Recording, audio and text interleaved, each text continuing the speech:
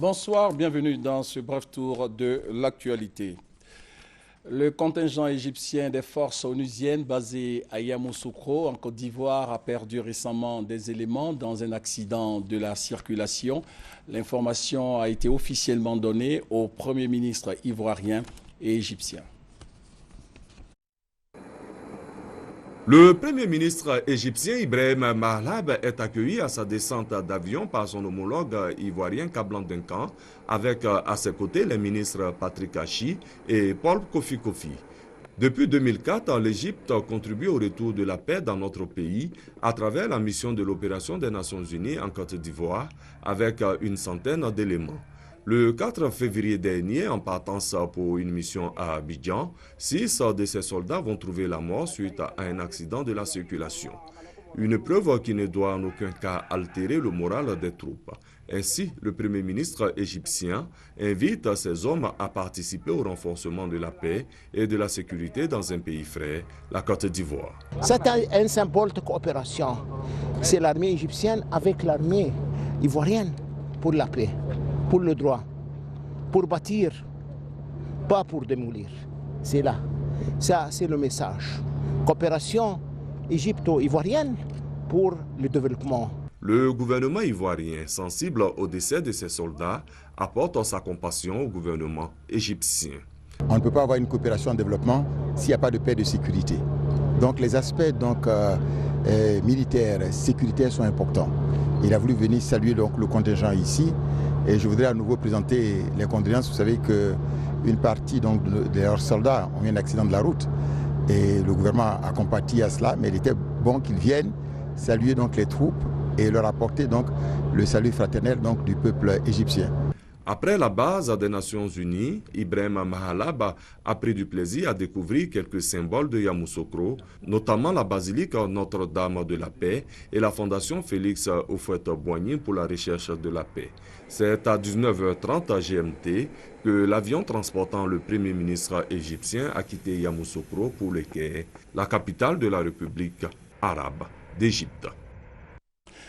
Rappelons que l'ONUCI, l'opération des Nations Unies en Côte d'Ivoire, a été constituée en février 2004. Son mandat a été régulièrement prolongé par des résolutions du Conseil de sécurité des Nations Unies. Le ministre ivoirien des Ressources animales et halieutiques est le nouveau président du conseil d'administration du Centre international de recherche et de développement sur l'élevage en zone subhumide. Kwasi Kobena Djoumani a été désigné récemment à Cotonou au Bénin par les pays membres de cette organisation sous-régionale. La priorité du ministre ivoirien pour son mandat de 2 ans est celle de réussir une implication plus étroite des pays membres dans le fonctionnement de l'institution. Des précisions vous seront données au journal de 20h.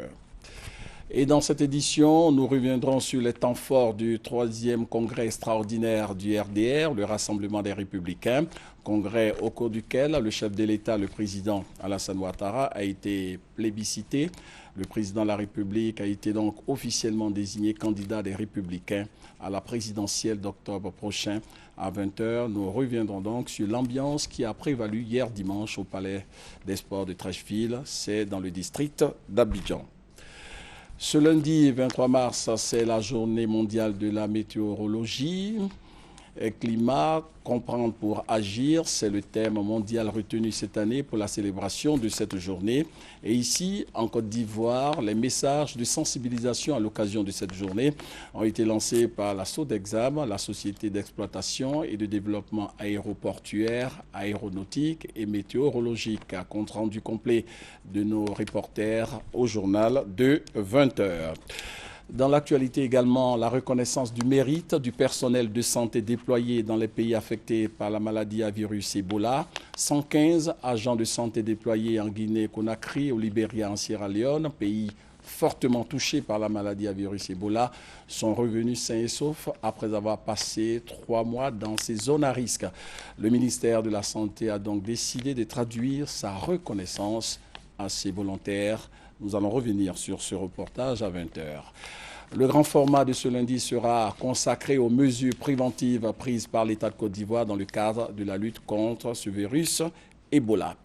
Avant de refermer ce flash, retenez que Karim Wade, fils de l'ancien président du Sénégal Abdoulaye Wade, a été condamné à 6 ans de prison ferme pour enrichissement illicite. Il devra payer plus de 138 milliards de francs CFA d'amende. Bonne suite de programme, on se retrouve avec beaucoup de plaisir à 20h.